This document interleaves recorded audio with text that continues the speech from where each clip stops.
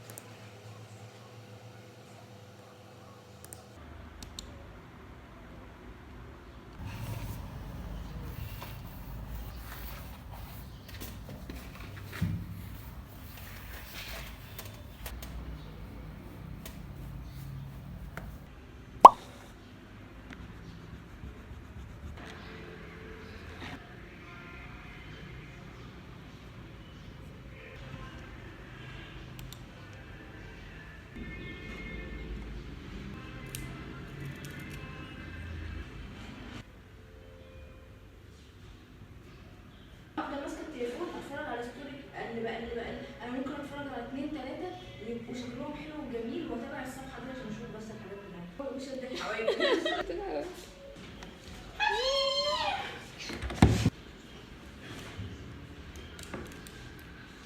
مهولة يا عمو كنت خليكي فاتحه. ما بفتحش انا في الاجازه. واحد امبارح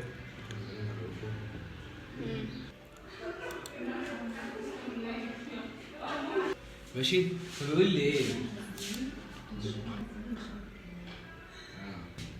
كلمته يا ستي ده راجل عبيط، كل ما اكلمه يقول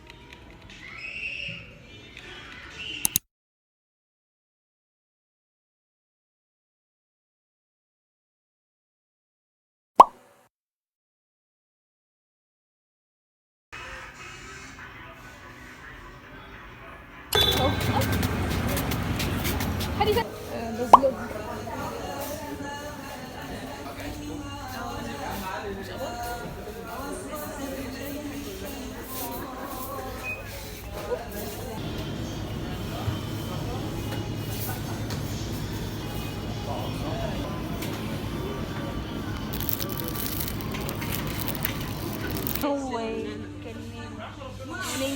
رنجة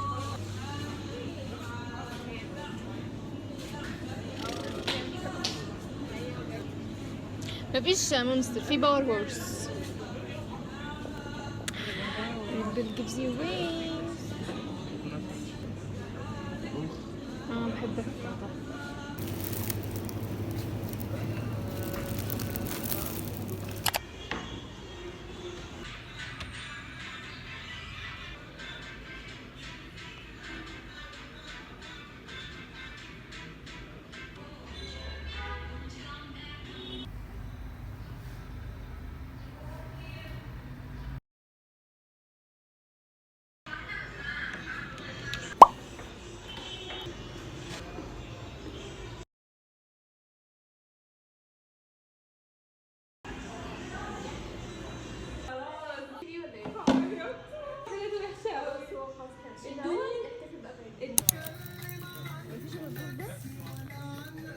بس هو فين اصلا؟ هو مفيش غير اللون ده حلو صح؟ الراجل بس انا عاجبني اللون ده. على فكرة ده حلو. وده برضه حلو. والله ده حلو. يعني اللون ده حلوين. بص يلا حاجه ورقه مقص. انت ايه امسكي بس كده، امسكي. يلا حاجه ورقه مقص. ماشي يبقى انا معزه والراجل عمال يبص عليا. يلا شوفي ده ولا ده. لا انا بس عايزه ده. ده عاجبني ده. اللي كان معايا ده بقى ايه، فراوله بحليب. ده ماشي اللي هي فراوله حليب. حاسه ده فاقع.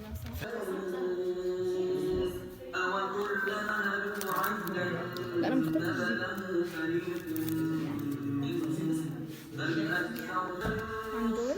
دول دي كانت بتمسكها كتف ايديها والحمل كله كان على كتف واحد.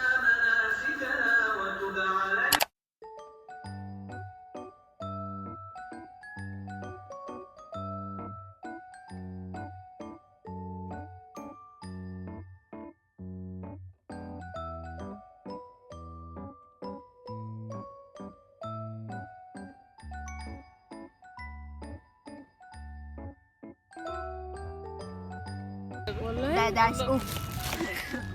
ده اوضه VIP.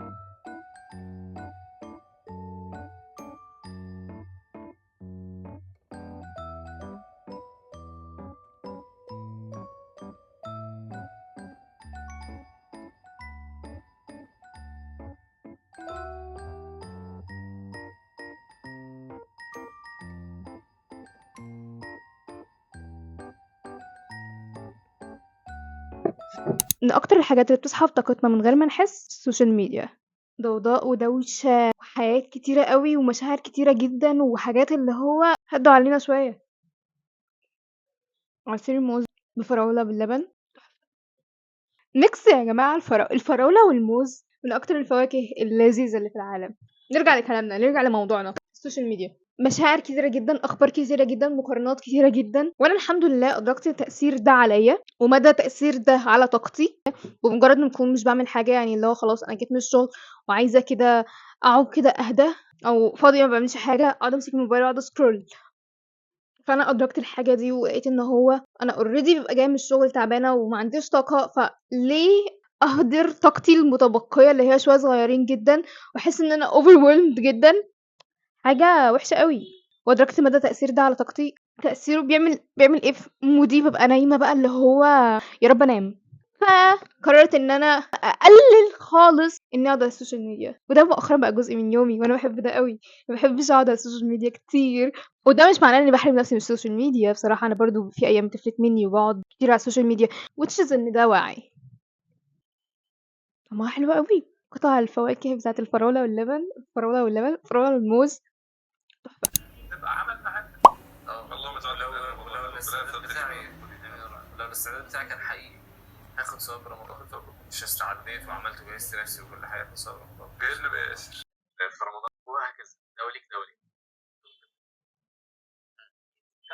وبما انه احنا داخلين على رمضان ادركت ان هو عايزه استغل وقتي ده وطاقتي دي، وان انا اهيئ طاقتي في اني استعد لرمضان، في اني اسمع بودكاست او اي فيديو عن رمضان او تساعدني ان انا استغل طاقتي كلها في رمضان. يعني انا من النوع اللي هو مش بيكون اكتف على السوشيال ميديا، لكن انا عشان انا لما بخلص الشغل بقى خلاص بقى انا عايزه اعمل اي حاجه بس وخلاص، بقعد اشوف تيك توك لحد ما انام. مجرد ما بسيب الموبايل باحس إن أنا طاقتي مستنزفة. قررت إن أبدِّل العادة دي بحاجة تانية أهدى، بدل ما أضيّع وقتي على حاجات بتستنزفني، أستغل وقتي ده في حاجات تفيدني وتشحن طاقتي مش تهدرها، في نفس الوقت حاجة تفيدني وتهدّي دماغي. وأنا ماسكة المايك كده. المهم أنا كنت باقول إيه، ليه باشتت نفسي كده؟ وعشان أعيّش نفسي في vibe بتاعة رمضان وأهيّئ طاقتي لرمضان، باسمع البودكاست دلوقتي عن رمضان. بقى لي فترة باسمعه، يعني بقى لي بتاع أسبوع كده باسمع بودكاست عن رمضان. حاجات حلوة أوي بجد وباحس براحة. مجرد ما باشوف أي حاجة عن رمضان بافتكر الهدوء اللي الشهر ده بييجي بيه، وحسيت بالضبط إن ده اللي أنا محتاجاه دلوقتي. اختياراتنا الصغيرة قبل رمضان بتفرق. حاجة بنسمعها، حاجة بنعملها، محتوى بنشوفه بيهيئنا نفسيًا لرمضان، فدي حاجة من ضمن الحاجات اللي أنا باعملها عشان أهيئ نفسي لرمضان وأشحن طاقتي قبل رمضان، وهي إني باختار الهدوء بدل الزحمة. بس خلّينا عارفين إن مش كل وقت فاضي لازم يتملي. أحيانًا كل اللي بنحتاجه إننا نسمع، نسكت شوية وبس هدوء. عايزة اضبط روتين لرمضان، لايام رمضان، لان انتوا عارفين احنا توقيتنا في رمضان بيبقى مختلف. مش بنصحى بدري. انا لحد دلوقتي مش عارفه، يعني برضو الشغل عندي انا لسه في حاجات لسه محتاجه اعرفها، عشان بناء عليها هعرف يومي هيبقى ماشي ازاي، فاعرف ابني روتين يناسب يومي ويناسب توقيت رمضان او يناسب اهدافي الرمضانيه اللي عايزه احققها في رمضان. بس انا عايزه اظبط روتين بسيط كده لرمضان. عملت ده برضو معاكم السنه اللي فاتت، رمضان اللي فات، وجاب نتيجه كويسه. عندنا حد قدامنا دايما بيشغل اغاني رمضان، محل كده، محل حاجات كهرباء، دايما بيشغل اغاني رمضان وعامل فايب حلوه قوي، فايب لذيذه موت. المهم، حاسه ان انا لو عشت الفايب من دلوقتي رمضان هيخش عليا بهدوء. بس زي ما قلت لكم مستنيه شويه حاجات كده اعرفها، وبناء عليها اعرف يومي هيمشي ازاي عشان اقدر ابني الروتين البسيط ده. وانا عايزاه يكون بسيط بسيط وفيه هدوء عشان انا اعيش الهدوء اللي بيجي بيه. ومش لازم نستنى اول يوم رمضان علشان نبدا التهيئه واستعداداتنا لرمضان. لو بداتوا الموضوع من دلوقتي الموضوع هيفرق معاكم جدا، وهتلاقوا طاقتكم وانتوا في رمضان فيها حاجه متغيره وفيها حاجه حلوه قوي. من دلوقتي اصلا بقرا كتاب اسمه ندى تشتكي لعائشه. الكتاب ده اللي قررت ان انا هقراه في رمضان. انا بحب القرايه جدا ومش عايزه اقرا اي كتب تانية، وعايزه اقرا كتاب ليه علاقه بديننا اكتر. وده برضو من احدى الحاجات اللي هتخليني اعيش اجواء رمضان. في حاجات بسيطه جدا لو عملناها هتلاقي نفسنا بندخل في الفايب وبنعيش اجواء رمضان.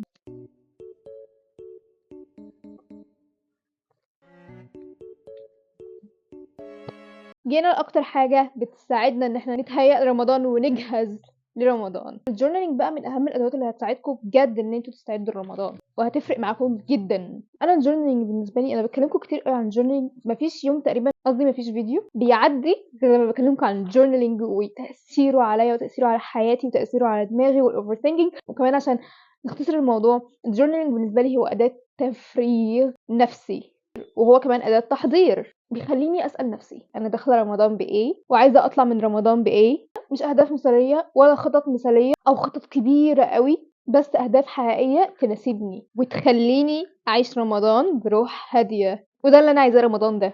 ومش محتاجه اقول لكم، انا دايما بكلمكم عن الجورنالينج وبكلمكم هو قد ايه مفيد في انه نكمل اي حاجه في حياتنا. هو مفيد للدرجه دي، عشان في ناس اللي هو تقولك الجورنالينج مفيد للدرجه دي.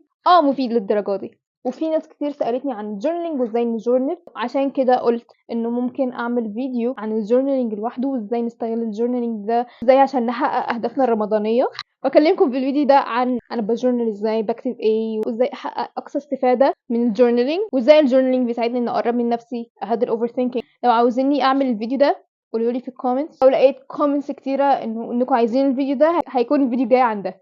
عمو اللي قدامنا ده بيشغل اغاني رمضان 24 ساعه، ودي حاجه حلوه قوي ولذيذه موت، وعايشاني في الفايب. دايما الفايب اللي بعيشها اليومين دول حلوه قوي. بحاول بقدر الامكان ان انا اعيش نفسي في الفايب بحاجات بسيطه جدا ولحظات صغيره، دي بتخليني اعيش الفايب. طول ما انا في الشغل بقعد اسمع، حاطه الهيدفون، بقعد اسمع اغاني رمضان واغاني رمضان القديمه. انا بحب اغاني رمضان القديمه قوي، لاني انا وانا صغيره دايما رابطه في دماغي اللي هو طبيعي كلنا بنربط كده، بس انا لما بسمع الاغاني القديمه بحس انه فعلا رمضان جه. حتى الاغاني اللي بتاعت اليومين دول او الاغاني اللي طلعت مؤخرا غير اللي انا كنت بسمعها زمان، دي بالنسبه لي مش اغاني رمضان. انا بالنسبه لي اغاني رمضان هي الاغاني القديمه اللي كنت اسمعها وانا صغيره. انا دلوقتي هقعد اجورنال واكتب عن اهدافي اللي عايزه تتحقق في رمضان. مش عايزه احط لود على نفسي، بقول لكم انا عايزه الفتره شهر رمضان ده يكون فيه راحه وهدوء. في كذا هدف انا كاتباه في الستيكي نوتس عشان عايزه اجورنال عنها وعامل لها خطه. في ده اللي هقعد اعمله حاليا، وعايزاكم انتوا كمان تمسكوا ورقه وقلم وتقعدوا تكتبوا انتوا عايزين تحققوا ايه في رمضان ده، وتقعدوا تكتبوا الخطوات، وتخلوا الخطوات اللي تحقق الهدف ده حاجه تكون جزء من يومكم ومن روتينكم، ومن غير ما تحسوا تلاقي انه اهدافكم الرمضانيه دي متحققه. مش كل الاستعداد في رمضان في اللي بنعمله، احيانا بيكون في اللي بنسيبه، وفي الهدوء اللي بنختاره بنلاقي نفسنا اقرب. مش لازم تكوني جاهزة 100%، كفاية تكوني صادقة مع نفسك، والباقي بيجي في وقته. اشوفكم الفيديو الجاي. كل سنة وانتم طيبين. باي.